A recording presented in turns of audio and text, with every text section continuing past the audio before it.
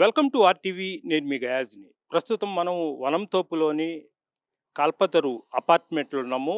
ఈ సీసీ కెమెరాల నీడలో ఉన్న ఈ అపార్ట్మెంట్లోనే నిన్న గుర్తు తెలియని వ్యక్తులు దొంగతనం చేయడం జరిగింది.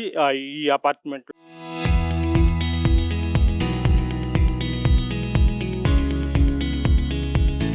లోనే కలపద్దరు ఈ రెసిడెన్షియల్‌లో సీసీ కెమెరాల నీడలో ఉండే ఈ అపార్ట్మెంట్‌లో గుర్తు తెలియని దుండగులు చోరీకి పాల్పడిన ఘటన నెల్లూరు జిల్లా వ్యాప్తంగా కలకలం కలిగించింది. వరంతోపు మూడో వీధిలో కల్పతరు కల్పతరు అపార్ట్మెంట్‌లో రెండవ ప్లాట్‌ఫామ్‌లో ఉండే యామిని నివాసం ఉంటున్నారు. ఆమె కుమార్తె హైదరాబాద్‌లో ఉంటుంది. కుమార్తె తన బంగారు ఆభరణాలు తల్లి వద్ద ఉంచి వెళ్లారు. ఇటీవల యామిని ఫ్లాట్‌కు తాళం వేసి కుమార్తె వద్దకు వెళ్ళడం జరిగింది. సోమవారం ఇద్దరు దుండగులు స్కూటీపై అపార్ట్మెంట్‌లోకి వచ్చి బీరువా తెరిచి అందులో ఉన్న బంగారు ఆభరణాలను సైతము దొంగిలించుకున్న విషయము తెలిసింది. ప్రస్తుతం మనం చూస్తున్నాం. వాళ్ళు సీసీ ఫుటేజ్ ప్రకారము సీసీ ఫుటేజ్‌లో అయితే అటు నుంచి నేరుగా మోటార్ బైక్‌లో నేరుగా ఇద్దరు ఇక్కడ రావడం జరిగింది. అయితే ఇక్కడ ఒక అతను బండి యూటర్న్ తీసుకొని ఇక్కడ పెట్టాడు. ఒక వ్యక్తి మాత్రము అటు లిఫ్ట్ గుండా మెట్ల గుండా అటు పైకి వెళ్ళడం జరిగింది. అయితే ఇద్దరు హెల్మెట్లు ధరించి ఉండడం జరిగింది. అయితే ఆ సమయంలో ఇక్కడ వాచ్మెన్లు ఎవరూ లేకపోవడము, వీళ్ళంతా పసిగట్టి ముందు నుంచే ఒక రెక్కి నిర్వహించినట్లయితే మనకైతే తెలుస్తుంది. అయితే వీళ్ళు ఒక పథకం ప్రకారము ఒక పాత నేరస్తులుగా పోలీసులు కూడా అనుమానించడం జరుగుతుంది. అయితే వాళ్ళు వేలిముద్రలను కూడా పోలీసులు ఈ పాటికే గుర్తించడం జరిగింది. ప్రస్తుతము వాచ్మెన్ మీరా? అసలు ఏం జరిగింది ఆ రోజు? ఆ రోజు నేను లేను సార్, కూరగాయలకు పోయి నేను పోయి వచ్చేదలకి వచ్చేసినారు. వచ్చేసి 15 నిమిషాలు 6 నిమిషాలు విజయ్ అయిపోయింది. నేను గమనించలేదు దాన్ని. రెండో రోజు నేను గమనించేదాన్ని. రెండో రోజు 5 గంటల పోయి చిమ్ముకొని మాపేసుకోవస్తున్నాను. దాన్ని చూసి నేను వెంటనే మేడంకి ఫోన్ చేసి చెప్పిన. అంటే వాళ్ళు ఇక్కడ ఉండరు యామిని? వాళ్ళు లేరు సార్, వారం అయింది వాళ్ళు పోయి. అంతే, హైదరాబాద్ పోయి వారం అయింది. వాళ్ళు వెంటనే వాళ్ళకి ఇన్ఫర్మేషన్ చేసినాను. అట్లా జరిగింది. వెంటనే పోలీసు వాళ్ళు వచ్చి చూశారు. చూసి వాళ్ళు బంధువులు వచ్చారు, చూశారు, మొత్తం వివరాలు రాసుకున్నారు, అన్ని చేసినారు సార్. ఇప్పుడు ఒకటి, మీరు మామూలు కొత్త వ్యక్తుల్ని ఎవరు రానిరు కదా ఆ రోజు? నేను అంగటకు పోయి వచ్చేదలకు జరిగింది సార్. అది జరిగింది. అంటే వాళ్ళు ఇంత ముందు నుంచి నిఘా పెట్టి ఏమైనా అలాంటి వ్యక్తుల్ని చూసి ఉంటారా మీరు? నేనున్న చేప ఎవరు రాలేదు, నన్ను ఏమి వివరాలు అడగలేదు.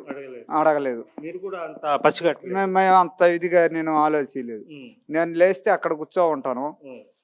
ఈ విధంగా జరుగుతుందని మనం ఊహించలేదు. అట్లా. ఎన్నో ప్లాట్ఫామ్ ఇది వచ్చేసి 2వ ఫ్లోర్. అంటే మీరు ఉండేది? మేము ఉండేది అక్కడ సార్, వాచ్మెన్ రూమ్ అది.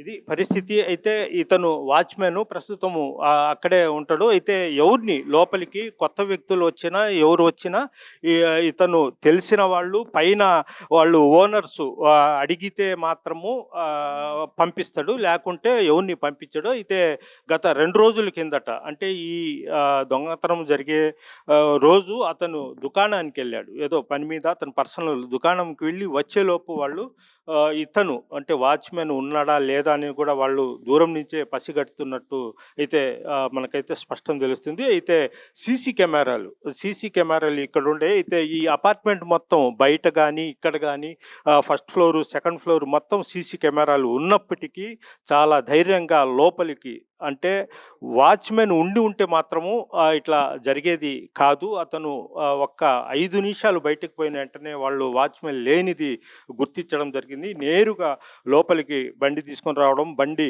ఇక్కడి నుంచే యూటర్న్ తీసుకోవడం, ఇక్కడి నుంచి పైకి వెళ్ళి ఒక 5-10 నిమిషాల తర్వాత మళ్ళీ అతను దిగి వచ్చిన తర్వాత మళ్ళీ ఇద్దరు పైకి వెళ్ళిపోవడం. ఇద్దరు పోయి అంటే 2వ ఫ్లోర్లో ఉన్న ఈ ఇంటి తలుపులను కూడా పగలగొట్టి లోపల మొత్తం బంగారు నగలు మొత్తం దోచుకొని వెళ్ళడం జరిగింది. అయితే రెండవ రోజు వాచ్‌మెన్ అక్కడ పరిస్థితిని చూసి పగలగొట్టడం, తలుపు తీసి ఉండడం చూసి వాళ్లకు హైదరాబాద్‌కి ఫోన్ చేసిన తర్వాత వాళ్ళొచ్చి పోలీసులకు ఫిర్యాదు చేయడం జరిగింది. అయితే పోలీసులు అక్కడ వేలిముద్రలు వీటిని మొత్తం తీసుకోవడం జరిగింది. ఇది పాత నేరస్తులే అని కూడా పోలీసులైతే అనుమానిస్తున్నారు. ఇప్పటికే ఫిఫ్త్ టౌన్ క్రైమ్ పోలీసులు ఎఫ్ఐఆర్ చేసి కేసు దర్యాప్తు అయితే చేస్తున్నారు. ఇది కల్పదరు అపార్ట్మెంటు పక్కన ఉండే అపార్ట్మెంట్ ఇది. అయితే ఈ అపార్ట్మెంట్ వాసులతో కూడా మాట్లాడతాము. అసలు ఆ రోజు ఏం జరిగింది? అసలు ఎలా జరిగి ఉండొచ్చు? అదేవిధంగా ఆ అపార్ట్మెంట్‌లో ఉండేవాళ్ళు అప్రమత్తం ఎలా ఉండాలి? పోలీస్ వ్యవస్థ ఎలా ఉండాలనేది కూడా తెలుసుకుందాం. సార్ నమస్తే. సార్ నమస్తే. మీరు ఇక్కడే సార్ ఈ అపార్ట్మెంటేనా? అంటే ఇక్కడ దొంగతనం జరిగింది అని నిన్న, మొన్న నిన్న 11 గంటలకి జరిగింది సార్. ఏమి అంటే ఇట్లా సెకండ్ ఫ్లోర్‌లో ఇట్లా వాళ్ళు వెళ్ళి ఒక 1 మంత్ డోర్ లాక్ ఇది పక్కదే కదా? మాది పక్కదే. అపూర్వ అపార్ట్మెంట్, కల్పన అపార్ట్మెంట్ పక్కనే సార్ మాది. అపూర్వ అపార్ట్మెంట్. మేము 3 ఇయర్స్ అయింది ఇక్కడికొచ్చి. నేను ఏపీఎస్ఆర్టీసీలో అకౌంట్స్ ఆడిటర్‌గా రిటైర్డ్ అయ్యి ప్రెజెంట్ హౌస్ రిటైర్మెంట్‌లో ఉన్నాను. ఇటీవల ఏప్రిల్ ఫస్ట్ వీక్‌లో నెల్లూరులో వేరే జిల్లాల నుంచి అనుమానాస్పద వ్యక్తులు కొందరు జిల్లాలోకి ప్రవేశించడం జరిగిందని మన ఫిఫ్త్ పోలీస్ స్టేషన్ సిఏ గారు మన శ్రీనివాసరావు గారికి ముఖ్యంగా ధన్యవాదాలు చెప్పుకుంటాను నేను. ఎందుకంటే ప్రతి అపార్ట్మెంట్ లైన్లో అయినా పోలీస్ పెట్రోలింగ్ వచ్చి అందరికీ అనౌన్స్ చేశారు. అపార్ట్మెంట్లో బీ అలర్ట్గా ఉండాలండి, ఎవరన్నా ఊరికి వెళ్ళే మాట అయితే మాకు ఇంటిమేట్ చేయండి, మేము దాన్ని భద్రత చేసే బాధ్యత మేము తీసుకుంటాం. మీరు దయచేసి గోల్డు నగదు కానీ ఎట్టి పరిస్థితుల్లో మీరు ఇంట్లో పెట్టుకోబాకండి, అవి బ్యాంకులలో లాకర్లోని పెట్టుకొని జాగ్రత్తగా చేసుకోండి అని పోలీసు వాళ్ళు ప్రతి ఈదిగా తిరిగి అనౌన్స్ చేయడం జరిగింది. మన వనంతోపు 3వ లైన్, 1వ లైన్, 2వ లైన్, 4వ లైన్ అన్నీ నేను ప్రత్యేక సాయంకాలం నేను 6:30, 7 గంటలకి వాళ్ళ అనౌన్స్మెంట్ అంతా నేను ప్రత్యేక విని మేము కూడా జాగ్రత్తలు తీసుకొని అపార్ట్మెంట్లో మెయింటైన్ చేస్తాం. శ్రీనివాస్ రెడ్డి గారు, నేను, చలపతిరావు, మేము సీనియర్ సిటిజన్ ముగ్గురం. ఎవరు వ్యక్తి మా వాచ్మెన్ కూడా చెప్పడం జరిగింది, ఎవరన్నా అన్యవాద వ్యక్తులు ఎవరు వచ్చినా కూడా మీరు అడగండి ఎక్కడికి పోవాలి ఏంటని. మీరు అడిగి వాళ్ళు ఎవరు ఇంటికి మాడితే మీరు వాళ్ళని ఫోన్ చేసి కనుక్కొని వీళ్ళని అలో చేయండి అని చెప్పి ఇన్స్ట్రక్షన్స్ ఇవ్వడం జరిగింది. ఇటీవల నేను మా హౌస్లో మా ఫ్లాట్లో ఒక సేల్ పెట్టి బోర్డు పెట్టారు deputy commissioner sale tax Y Venkateswara గారు. సరే నా నెంబర్ ఇచ్చారు ఆయన, ఏమంటే ఆయన సార్తో కన్సల్ట్ కానీ ఒక వ్యక్తి వచ్చాడు. నాకు కూడా అనుమానం కలిగింది ఆ వ్యక్తి మీద. ఏమండి ఈ హౌస్ సేల్ ఉందని బోర్డు పెట్టారు, మేము చూడాలన్నారు. లేదు మీరు ఎవరో నాకు తెలియదండి, మీరు ఫ్యామిలీతో రండి, మీ వైఫ్ని తీసుకురండి, మీకు సంబంధించిన ఫ్యామిలీ మెంబర్స్ అందరిని తీసుకురండి, హౌస్ చూపిస్తాను, అప్పుడు వాళ్ళు ఓకే అంటే తీసుకుని లేకపోతే వదిలేసి మీ ఒక్కరికి నేను చూపించండి అని పంపించి ఆ తర్వాత అతను ఫోన్ చేయడం ఏం నాకు చెప్పలేదు, నాకు కంటాక్ట్ కాలేదు. ఇప్పుడు ఏమంటే వీళ్ళు రెంట్కి వస్తున్నాము, రెంట్ ఉందండి అని వస్తున్నారండి. మీరు అపార్ట్మెంట్లో ఉండాలి, ప్రతి ఒక్కరూ జాగ్రత్తగా ఉండండి దయచేసి. తలుపులు వేసుకొని ఎవరో మాకెందుకులే లోపల ఉండకుండా మీరు కూడా పబ్లిక్ కూడా పోలీసులు సహకరిస్తే వాళ్ళంతా వాళ్ళు డ్యూటీ చేసి మనకు ఈ క్రైమ్ ఈ దొంగతనాలు జరగకుండా కాపాడతారని నేను విశ్వసనీయంగా నమ్ముతున్నాను. ఇప్పుడు నిన్న విజువల్స్లో సీసీ ఫుటేజ్లో చూశారు కదా, మీరు ఎట్లా వచ్చారు? వాళ్ళు ఒక లూనా టైప్లో అది కలర్లో మంచి బండి తీసుకొని వచ్చారు. రావడమే నేను సీసీ కెమెరాలు చూసి జరిగింది. అది ఉదయం 10:45 టైంలో అండి, 10:45 టైంలో నేరుగా లిఫ్ట్కి ఎదురుగా బండి ఆపి ఆ వెనక ఉన్న వ్యక్తిని పైకి పోయి 2వ ఫ్లోర్, 3వ ఫ్లోర్ అంతా చూసుకొని ఎవరు లేరని నిర్ధారించుకొని ఆ అబ్బాయి మళ్ళీ కిందికి వచ్చి ఇతనికి చెప్పడం జరిగినాక ఈ బండి పైకి లెఫ్ట్ సైడ్లో పార్కింగ్ చేసి ఇంకా ఇతను కూడా అతన్ని పైకి పోయి 10 నిమిషాల్లో వాళ్ళు 5 లాకులు ఓపెన్ చేశారండి. వాళ్ళు నాకు తెలిసి మన ఏపీ వాళ్ళు కాదనిపిస్తుంది ఆ ఫేస్ చూసి. ప్రొఫెషనల్ వాళ్ళు డెకాయిట్స్ అండి వాళ్ళు. కాబట్టి వాళ్ళ మీద అప్రమత్తంగా ఉండాలంటే ముందు మనం కూడా జాగ్రత్త తీసుకోవాలని నేను అందరూ పర్సనల్గా రిక్వెస్ట్ చేస్తున్నాను. అపార్ట్మెంట్లో ప్రతి ఒక్కరికి మనకెందుకు అని లేకుండా అపార్ట్మెంట్లో మెయింటైన్ చేసే వాళ్ళకి సహకరించి ఎవరెవరు కొత్త వ్యక్తులు వస్తున్నా మీరు ఇంట్లో అలౌ చేయకుండా. ఇవాళ నేను మా అపార్ట్మెంట్లో బయట వ్యక్తులు పోస్టర్లో ఎవరు వచ్చినా సరే అది వాచ్మెన్కి ఇచ్చి మీరు పైకి అలౌ చేయొద్దని చెప్పి స్ట్రిక్ట్గా వాళ్ళని ఇన్స్ట్రక్షన్ ఇవ్వడం జరిగింది. అంటే అదే మీ పేరు ఏం పేరు చెప్పారు సార్? రవీంద్రబాబు గారు. ఇప్పుడు ఎవరైనా ఇక్కడ అపార్ట్మెంట్లో కానీ మామూలు ఇండివిజువల్ హౌస్లో కానీ ఊర్లకు వెళ్ళేటప్పుడు ఖచ్చితంగా పోలీసులకు చెప్పి వెళ్ళాల్సిన అవసరం ఉందండి. ఉందండి. తప్పనిసరి ఉంది. నేను అది పోలీసులని పూర్తిగా నేను వాళ్ళకి సహకరించి వాళ్ళని అప్రిషియేట్ చేస్తున్నాను. ఎందువల్లంటే వాళ్ళు రక్షణ భటులు వాళ్ళు నైట్ అనక, ఎందుకంటే నేను కూడా ఆర్టిస్ట్‌లో నిద్ర లేక, పగులు లేక ఎప్పుడంటే ఏ ఊర్లో డ్యూటీలు పోయి ఎట్లంతో ఇబ్బందులు పడి మాకన్నా ఎక్కువ, ఎందుకంటే బస్సుల్లో వారెంట్ తీసుకొని వాళ్ళంతా డ్యూటీలకు వచ్చి చాలా ఇబ్బందులు పడితే వాళ్ళు ప్రత్యేకంగా నేను వాళ్ళని చూడడం జరిగింది.